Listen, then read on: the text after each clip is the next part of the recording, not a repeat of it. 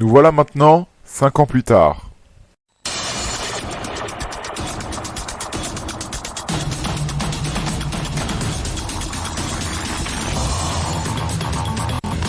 Rick Barber était un talent de la rue, qui a grandi dans les bas-fonds de la cité du Hall dans la banlieue parisienne.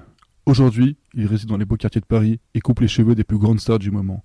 Ses salons ouverts un peu partout sur l'île de France font fureur.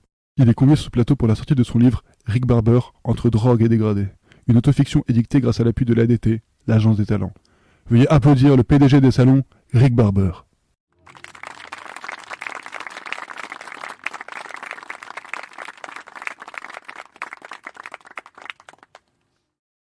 Bonjour Monsieur Rick, nous n'irons pas par quatre chemins. Voici la question qui brûle les lèvres de tous vos suiveurs, auditeurs et apprentis coiffeurs.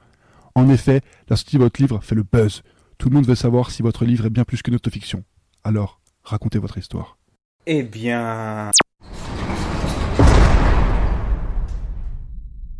C'est bon, Thiago.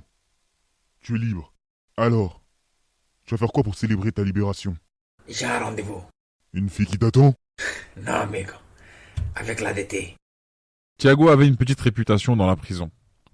Tout le monde connaissait son ancien business, qu'il aurait pu relancer en prison.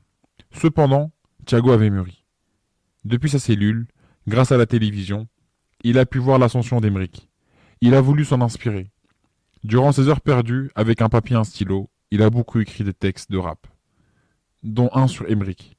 Depuis la prison, il a pu envoyer le texte de sa chanson à l'Agence des talents, dirigée par un certain Samy Bouchal. Le texte est remonté jusqu'à dans le bureau de ce dernier qui, en voyant ce dont les lyrics parlaient, a senti le bon coup. Avec l'autorisation de Thiago, Samy a fait rapper ce texte par un autre rappeur, en précisant bien qu'il l'avait écrit. Une fois publié, c'était le buzz. La musique est écoutée partout et une question se soulève. Quelles sont les origines de Rick Barber?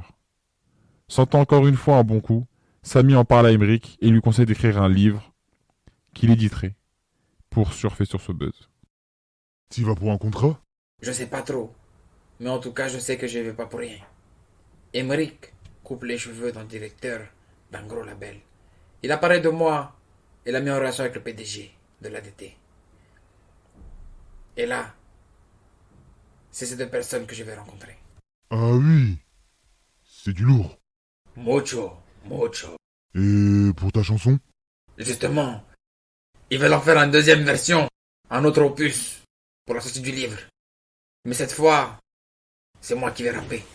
Tu vas enfin pouvoir la chanter, autre part dans ta cellule, hein? Vamos! Et ma carrière va enfin débuter. Et grâce à ce morceau, sacré Rick.